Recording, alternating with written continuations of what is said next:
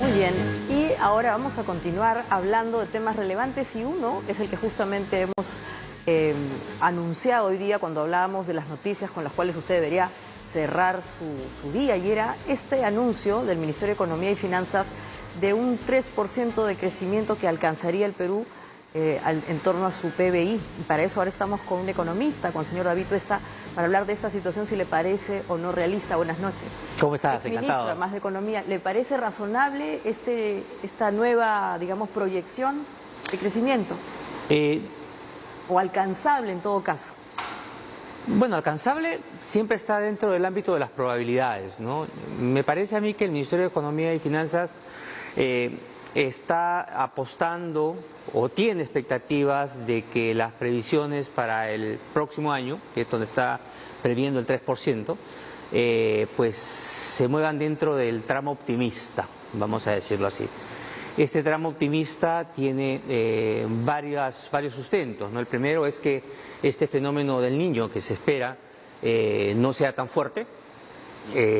Las probabilidades de si es moderado o fuerte han ido cambiando a lo largo del año. Eso es un factor clave, porque si no el rebote que se espera positivo en el primer semestre del año no se va a dar. En segundo lugar, va a depender de que las infraestructuras, es decir, las adjudicaciones que ha venido dando, finalmente no se retrasen.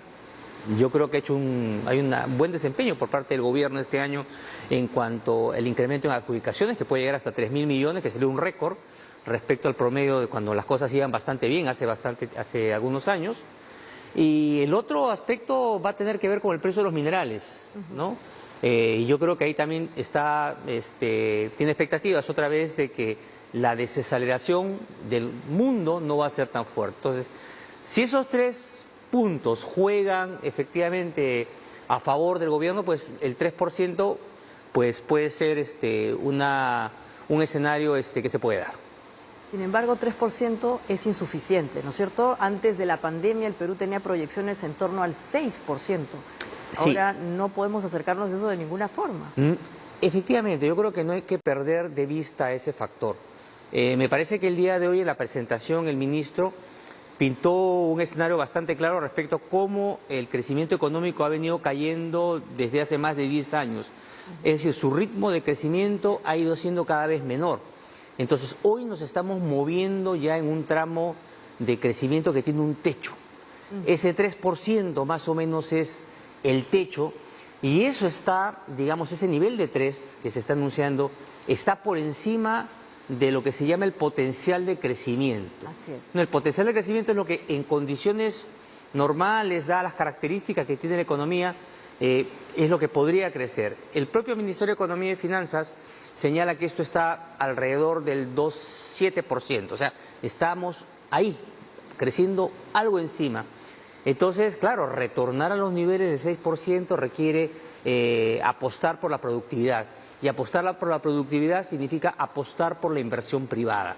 Y ahí creo que está el principal reto, las expectativas, cómo mover las expectativas del sector privado para que esa inversión que cree empleo se pueda dar.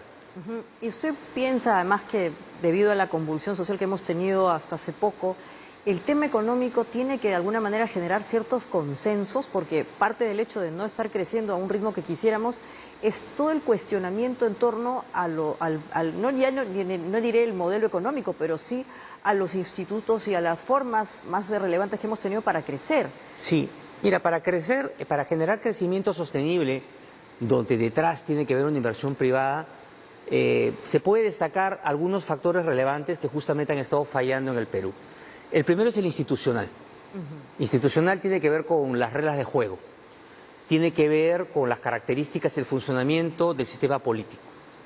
Y ahí simplemente estamos jalados hace bastante tiempo, ¿no? El hecho de tener un presidente en promedio por año en los últimos 7, pues claramente te señala que la planificación, el Estado, digamos, como socio del sector privado, que somos todos nosotros, no ha ido exactamente de la mano. Esto se manifiesta, por ejemplo, en la falta de solución de la creciente conflictividad social, ¿no? Eso también está dentro del ámbito institucional. La inseguridad que has estado comentando tú, la corrupción, ¿no? Otro factor que también golpea a la inversión privada o a la confianza en la inversión privada es esta otra dimensión que se llama la eficiencia de mercado. Y en la eficiencia de mercado nos encontramos con estas leyes populistas que han venido saliendo a lo largo del tiempo, fundamentalmente por el Congreso, lamentablemente, como por ejemplo leyes laborales que son poco realistas, ¿no? Que tienen una visión de elevar los costos de contratación, que solamente los pueden pagar las grandes empresas, ¿no? Porque ellos están pagando por encima, por ejemplo, del salario mínimo o de todos los derechos laborales que se piden, pero el 70-75% de la población económicamente activa está en la informalidad. Las empresas pequeñas o las micros concentran el 90% de contratación de la población económicamente activa. O sea, a ese segmento este tipo de normas los aleja y los expulsa más. Entonces, ahí tienes dos elementos, dos aspectos que se requiere trabajar y donde los consensos que tú señalas son importantes para retornar otra vez a ese 6%, ¿no?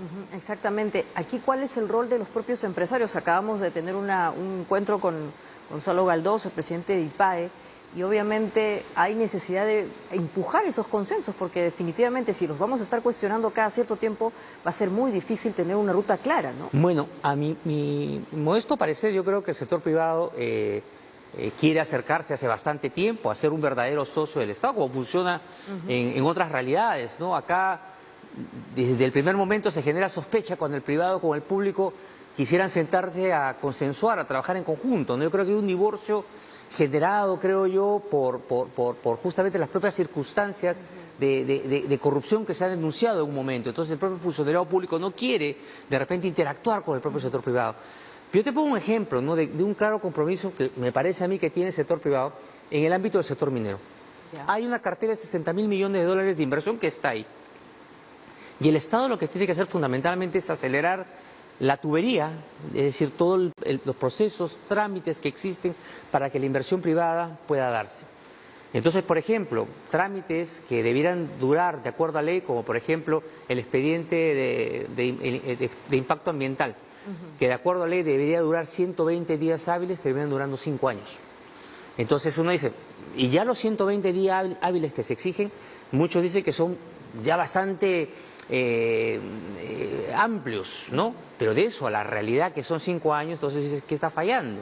Y uno se encuentra ahí que el funcionario público, temeroso también porque ha visto el tipo de sanciones que se le ha impuesto de repente, en muchos casos a personas honestas que solamente cumplían con su función, entonces también se sienten inmovilizados y no quieren firmar nada, requieren seguridad por parte del jefe y el jefe del jefe y el jefe del jefe. Entonces se queda una parálisis y este tipo de cosas también, por ejemplo, es parte de las cosas que se tienen que tratar entre, creo yo, el paso que está dando el sector privado quiere invertir, pero yo creo que en la última década se ha ido cortándole la flexibilidad y la innovación que debiera tener dentro del propio Estado, ¿no? Exactamente, y eso está aparejado también a la meritocracia que se ha golpeado mucho durante, hay que decirlo, el último gobierno del expresidente Castillo y adicionalmente también vinculado a la corrupción. Allí, ¿cuál debería ser el rol que deberían tener las empresas privadas? Porque en efecto, como usted comenta, la inoperancia o a veces también la capacidad de gestión golpea fuertemente el crecimiento económico, ¿no? Pueden haber inversiones, incluso hay mucho fondo público que no se está ejecutando, ¿no? O sea, sí, totalmente. Mira, tú has mencionado hace un momento, hacia ahora, el tema de funcionario público, ¿no? La meritocracia. A ver, yo creo que a veces cuando se hacen políticas públicas hay ventanas de oportunidades que se abren y se cierran, ¿no? Entonces, en el año 2011, 2012, cuando empezó el tema de Servir y salió la ley de Servir, fue una excelente oportunidad para empezar a generar carrera pública, ¿no? Pero me parece que se perdió el tiempo en ese momento en batallas un poquito inútiles, ¿no? Como por ejemplo querer encauzar al Banco Central de Reserva, que ya tiene una meritocracia propiamente desarrollada dentro de ese plan Servir. Esta insistencia a veces de algunas instituciones que ya tenían un desarrollo meritocrático, se perdió el tiempo, no se avanzó, no se sumó a todos los funcionarios que debían sumarse. En el interín, la ley Servir prácticamente se hizo leña, se hizo añicos, porque se empezó a dar aprobaciones de contratos que debieran haber pasado a través de Servir. y esa ventana de oportunidad se ha ido perdiendo. Lo mismo con la inversión privada que te estaba comentando, ¿no? Se dieron muy buenas leyes, creo yo, respecto a cómo avanzar, digamos, en el ámbito de los trámites, pero rápidamente también, al parecer, por decisiones políticas que no se logran entender, se empezaron a incorporar trabas y el corte que te contaba, ¿no?, del funcionariado público. Entonces, el sector privado yo creo que viene con ideas, ¿no?, respecto a cómo mejorar, por ejemplo, en el ámbito de la ejecución. Ese es otro tema también que, hablando de la ejecución, hay que referirse a la mala descentralización que ha habido en el país, ¿no?, donde el 70% de la inversión pública está en manos de los gobiernos subnacionales y estos dejan sin invertir en muchos casos más de la mitad del presupuesto. Y en algunos casos incluso hablamos de presupuestos inmensos que provienen del canon minero y que estos gobiernos, estos municipios no tienen la capacidad de ejecutar. Y ahí se genera otro círculo vicioso malo, que es tener plata. La gente dice, oye, ¿para qué me sirve la mina que está acá si no veo obras, no? Y entonces ahí también creo que se requiere muchísimo el aporte que puede dar el sector privado, por ejemplo, a través de obras por impuesto, por ejemplo, que es una modalidad que debería aprovecharse más. Perfecto. Bueno, quiero agradecer mucho por haber estado con nosotros haciendo esta rápida revisión. Y la última pregunta es, ¿cómo ve el final de este año? ¿Cree que vamos a acercarnos a ese 3% o ha sido demasiado optimista el ministro? No, a ver, vamos a ver. Este año, este 2023, la proyección que tiene el Ministerio de Economía es de 1.1%, es decir, ha bajado su previsión desde 2.5 a 1.1. Yo creo que el elemento clave es el fenómeno del Niño. Ajá. Si este es finalmente moderado, bajo, yo creo que existen expectativas, posibilidades de que este 1.1 y el 3 del próximo año que está pronosticando el Ministerio se pueda dar, ¿no? Confiemos, yo creo que hay varias obras que además que van a empezar a transformar el país. Ya entra a funcionar próximamente el puerto de Chancay, va a entrar el aeropuerto Jorge Chávez, va a entrar la línea 2 de metro y eso debería traer un impacto en productividad en el país. Así que esperemos nomás que las estrellas se alineen, no es lo que tenemos que esperar y que no nos caiga una situación climatológica mala, ¿no? Ojalá. En verdad tengamos confianza que sea así y bueno, otra vez agradecerle mucho por el tiempo que nos ha dedicado para justamente entender esas situaciones tan complejas, pero que obviamente también son nuestro día a día como ciudadanos. Encantado, gusto verte. Muchas gracias. Muy bien, y después del corte vamos a hablar acerca de ludopatía, qué está pasando con los chicos en las escuelas. Jugar videojuegos es importante, ayuda mucho también a mejorar la alfabetización digital, pero a veces cuando eso se descontrola genera perjuicios. Vamos a hablar acerca de eso con un experto del MINSA, así que no se vayan, es diálogo abierto.